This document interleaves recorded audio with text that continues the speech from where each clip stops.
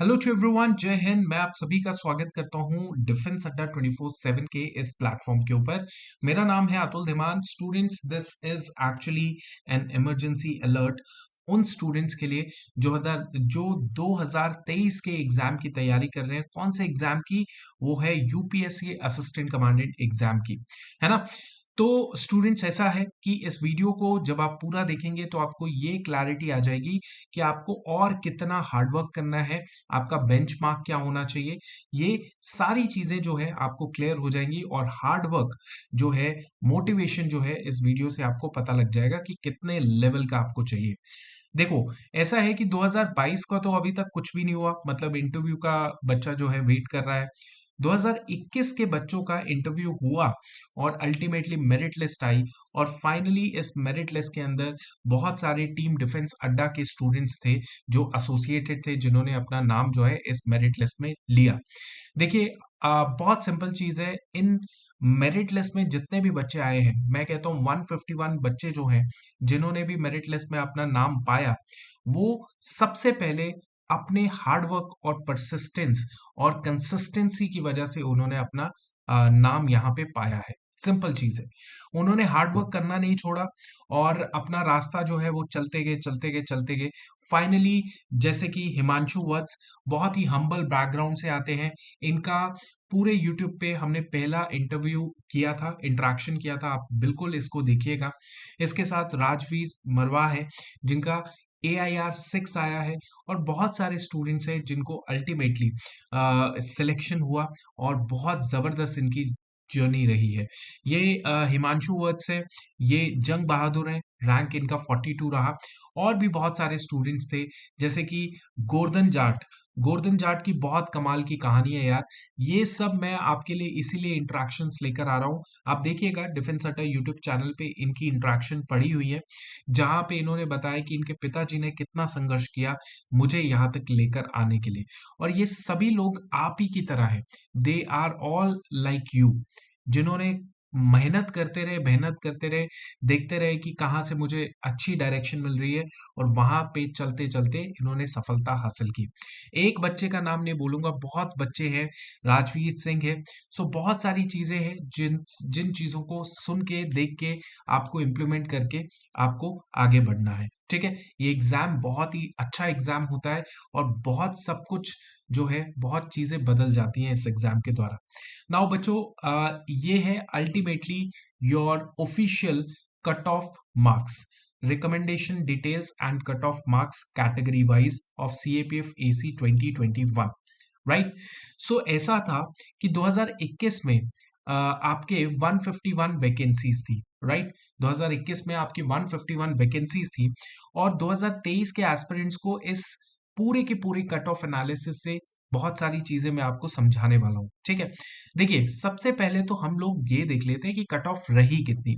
जैसे कि अगर हम बात करें जनरल, OBC एंड EWS की, तीनों कैटेगरीज में जो कट ऑफ रही वो 138 रही इन योर पेपर 1।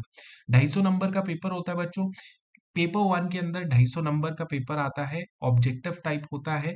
और अगर हम पेपर 1 की कट ऑफ की बात करें तो 138 मार्क्स आपको लाना ही पड़ता अगर आप जनरल, EWS या OBC के कैंडिडेट थे। उसके बाद अगर हम SC ST की बात करें तो इसमें आपको जो है थोड़ा सा रिलैक्सेशन होता है।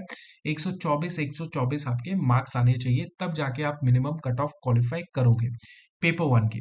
फिर उसके बाद पेपर 2 की कट ऑफ होती है, जो कि आपको पता ही है कि the minimum qualifying marks in paper 2 is 50 marks. ठीक है। 50 नंबर आपको लाने ही पड़ेंगे। ठीक है। आप 50 नंबर ले आए, आपने 138 मार्क्स प्लस 50 किए तो कितना बनेगा? 188 मार्क्स। तो 188 मार्क्स जो है वो आपको बाहर कर देगा in the cut off, combined cut off of paper 1 and paper 2। क्यों? क्योंकि मैं आपको समझाता हूं एक बार कि जैसे कि ये जो मिनिमम क्वालिफाइंग मार्क्स है ये पेपर 1 के हैं, है ना। ये आपका पेपर 1 आ गया। पेपर 2 का मिनिमम क्वालिफाइंग मार्क्स 50 होता है।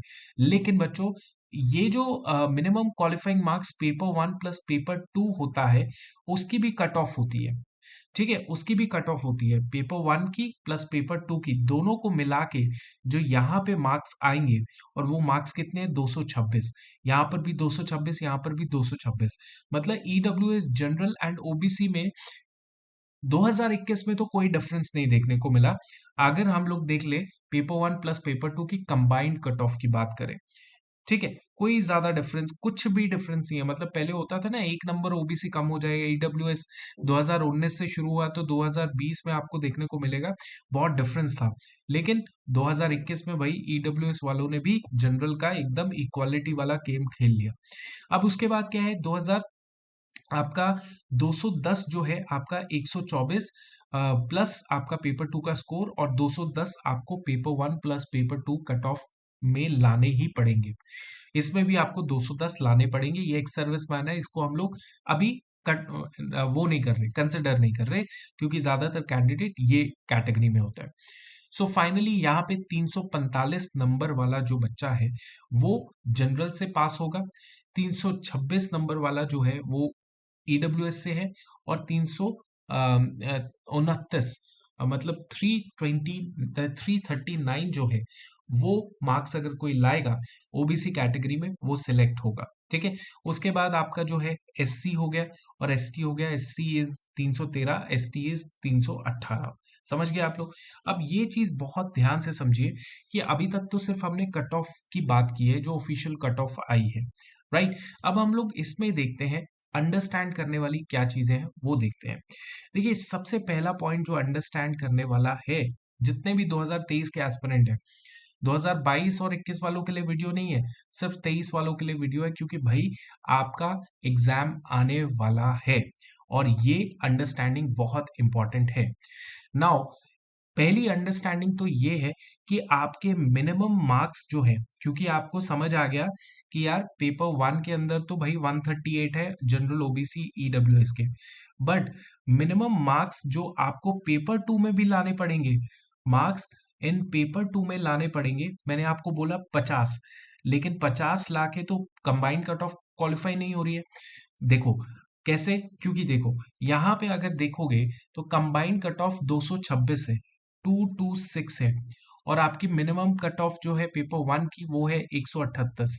तो आपका कितना आता है, 88 मार्क्स जो है आपको, 88 मार्क्स जो है आपको स्कोर करना पड़ेगा ही पेपर टू के अंदर, तभी जाके कट ऑफ जो है कंबाइंड क्लियर कर पाओगे, अगर आपने पेपर वन में 138 मार्क्स लाए हैं। ठीक है, दूसरी बात, 88 मार्क्स आपको कम से कम लाना पड़ेगा, अगर आपके पेपर वन में भी 138 आ रहे हैं तब 226 कट ऑफ क्लियर कर पाओगे। पहली पॉइंट।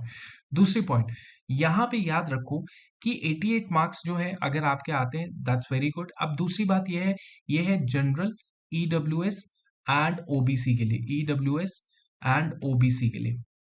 ठीक है, अब हम लोग बात करते हैं एससी एंड एसटी वाले कैंडिडेट्स के लिए कितना होगा मिनिमम पेपर टू का मार्क्स। यहाँ पे आपका आ गया 210 minus 124, how much you need to score 86 marks. 86 marks आपको पेपर टू में स्कोर करना ही पड़ेगा मिनिमम। ठीक है, अब देखिए, अब ये सब बताने का मेरा ऑब्जेक्टिव ये है बच्चों कि पहले क्या होता था, 2019, 18, 17 या 20 तक की भी बात करें, 80 प्लस मार्क्स लाना पेपर टू में अच्छा था। लेकिन आप दिख रहा है कि पेपर टू में आपको 88 तो मिनिमम मार्क्स है, अगर 138 मार्क्स आपके पेपर वन के अंदर है ना।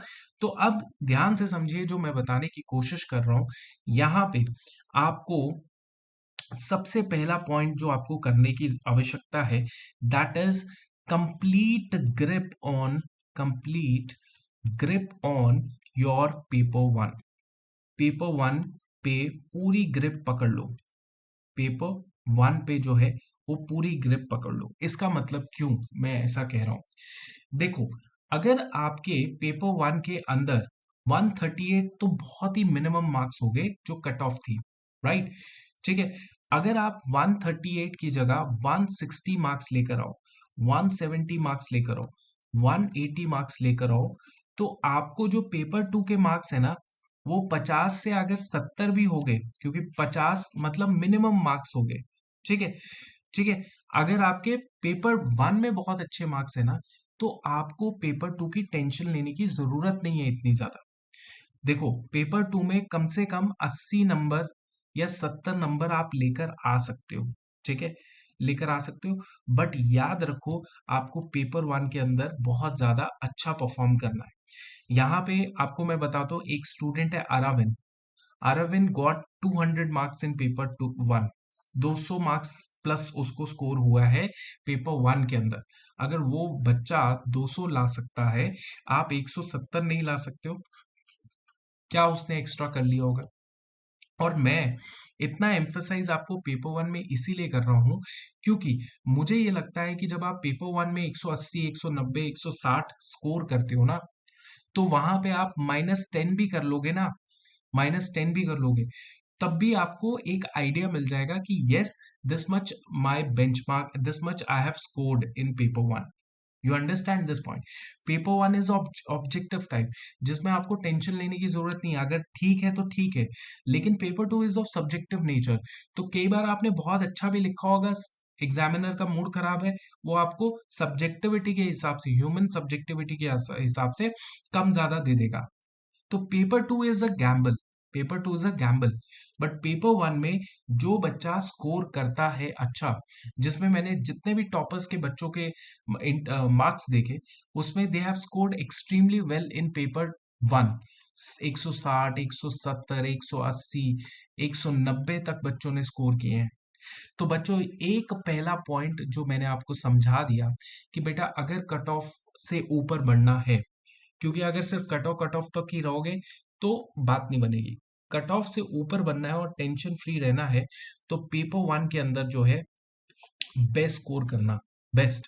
और इस बार आप बोलोगे सर, ये तो 138 वैकेंसी तो 138 कट ऑफ तो बहुत ज्यादा है, ये तो इतिहास में सबसे ज्यादा कट ऑफ गई है पेपर वन की। क्योंकि मुझे जितना याद है कि 2017 में 130 या 110 वैकेंसीज थी, तो उस टाइम पर भी 124 कट ऑफ गई थी। और अब इस बार 138 कट ऑफ गई है, 138 कट ऑफ। तो सर इतना तो बहुत ज्यादा हो गया। देखिए, ये 138 कट ऑफ, रीजन इसका ये भी है कि 2021 का जो पेपर वन था वो कंपैरेटिवली इजियर था। तो हम ऐसे भी नहीं बोल सकते कि 138 कट ऑफ तो गई है। तो yes, it is a very high cut off. But इसके दो रीजन है, एक तो वैकेंसी कम और दूसरा पेपर का इजी, मतलब टफनेस इतना नहीं था, इसीलिए इतनी गई है। तो इस बार आप बोलेंगे सर कितनी हो सकती है 322 में? मैं इतना बोलता हूं कि आप कट ऑफ के पीछे भागो ही मत। आप अपना एक बेंचमार्क बना दो कि चाहे कट ऑफ पेपर जितना मर्जी हार्ड आए, मैं 160 और 170 मार्क्स लेकर आऊंगा।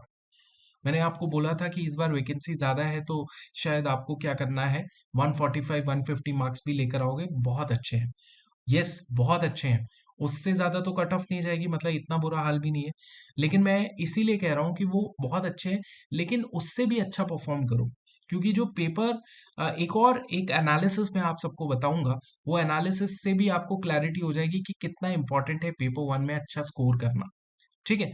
तो ये आपको क्लियर हो गया कि जनाब, सक्सेसफुल होना है इस एग्जाम के अंदर, ऑब्जेक्टिविटी के ऊपर टारगेट करना है, दैट इज पेपर वन के ऊपर टारगेट करना है।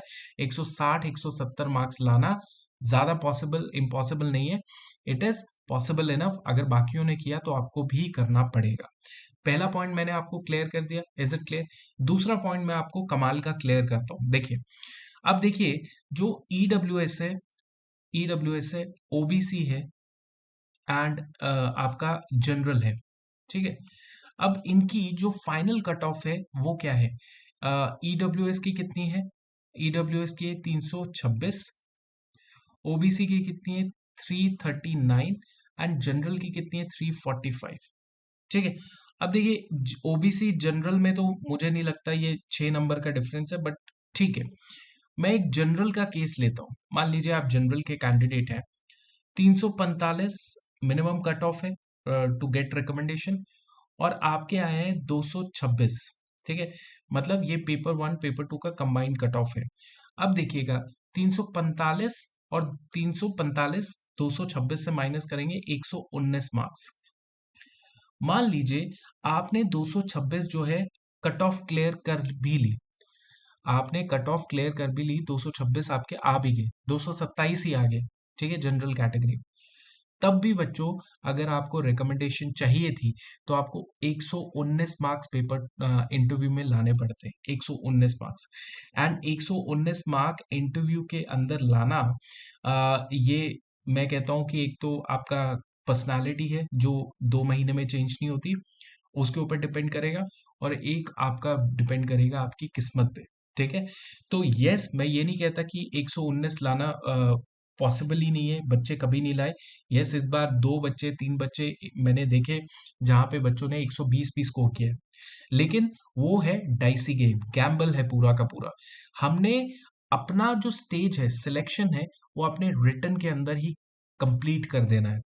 इंटरव्यू में मैं आपको गारंटी देता हूँ 100+ मार्क्स तो मैं लेकर आपको दिलवाऊंगा, ठीक है। कैसे गारंटी लेता हूँ? क्योंकि जितने भी बच्चे, अब ये तो कुछ रिजल्ट्स हैं, बहुत सारे ऐसे रिजल्ट्स हैं जो अभी तक दिखाई नहीं गए। बहुत सारे बच्चे मुझसे कनेक्टेड हैं, who have messaged me, who have shown me their results, जहाँ पे दे हैव स्कोर्ड 100+ मार्क्स। 2020 की भी बात कर रहा हूँ, 21 की भी बात कर रहा हूँ, 100+ मार्क्स उन्होंने स्कोर किया है, ठीक है। तो आप डेफिनेटली, अगर आप इंटरव्यू के कैंडिडेट हैं, तो मिशन CAPF AC @gmail.com पे आप हमें अप्रोच कर सकते हैं, and then we'll help you out in the interview guidance program also. Now, interview में इतना स्कोर का लाना बड़ा मुश्किल है, तो आप इतना अब समझ चुके हो कि जनाब, हमें इस कट ऑफ के ऊपर ध्यान तो देना है, लेकिन इस कट ऑफ को लेके बैठ नहीं जाना। इस कट ऑफ से कई ज्यादा हाई मार्क्स हमें स्कोर करने पड़ेंगे, तब जाके हमें इंटरव्यू की टेंशन नहीं लेनी, तब जाके हमें सिलेक्शन का पक्का हो जाएगा, ठीक है। तो ये भी एक बहुत इंपॉर्टेंट अंडरस्टैंडिंग है कि आपको याद रखना है कि देखो, पेपर 1 के अंदर जो है, देखो, पेपर 1 प्लस पेपर 2, ये दोनों पेपर्स के अंदर आपको अच्छा स्कोर करना है, ठीक है। लेकिन paper 1 is very very very important for your selection point of view, क्योंकि इसमें ऑब्जेक्टिविटी है, ठीक है। और इसके अलावा अगर हम बात करें कि पेपर 2 की बात कर ले, कि पेपर 2 देखिए, 226 है, 226 है, और यहाँ पे 138 है, माइनस कर दोगे तीनों में, you will not find any difference in paper 2 marks also. मतलब मैं ये कहता हूँ, कोई बच्चा ये कहता है कि सर मेरा EWS का कोटा है, OBC का कोटा है, तो मुझे कहाँ बेनिफिट होगा? बच्चों, एक सीधा सा आंसर मैं देता हूँ आपको बेनिफिट होगा जब आपका सिलेक्शन हो चुका होगा, तब। क्योंकि वहां पे क्या होते हैं, वैकेंसी होती है, तो आपका थोड़ा रैंक नीचे भी होगा, तो OBC होगा, तो आराम से आपको वो सर्विस मिल सकती है। और दूसरा आपको फायदा होगा during the ultimate merit list. Ultimate जब मेरिट लिस्ट बनती है, तो उसमें भी 1-2 नंबर का फर्क पड़ेगा। लेकिन अगर पेपर 1 पेपर 2 की कंबाइंड कट ऑफ की बात की जाए, तो इसमें कुछ खास मेरे को कोई फर्क नहीं देखने को मिल रहा है। तो जो भी EWS OBC के कैंडिडेट है, डोंट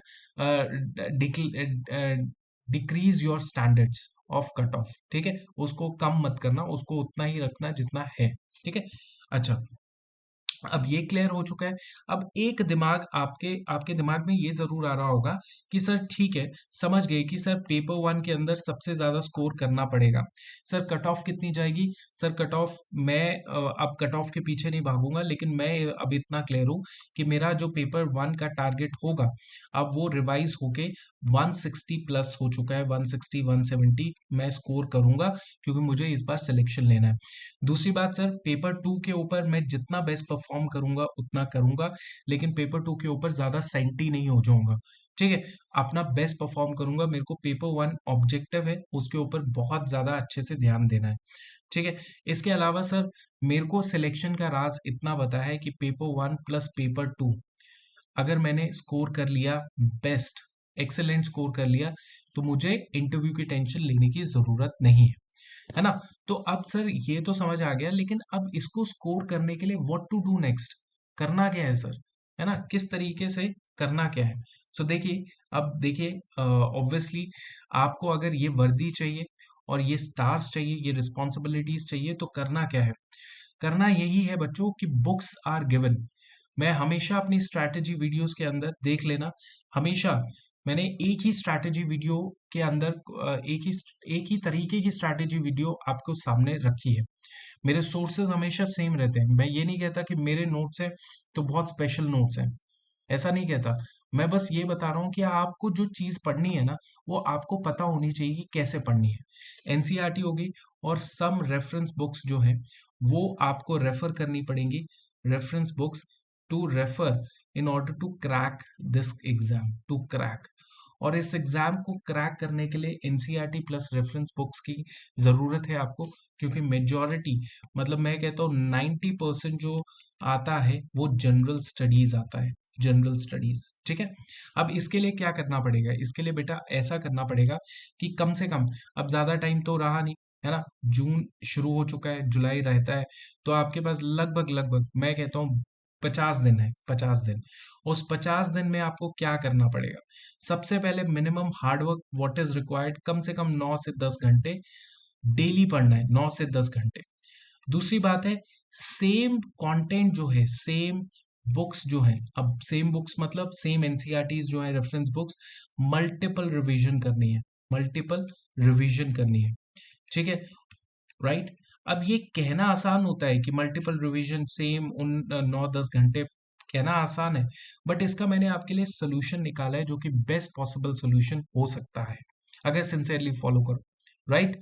ये पॉसिबल सोल्यूशन ये है, ये आपको 9 से 10 घंटे तक की पढ़ाई करने का एंगेजमेंट देगा।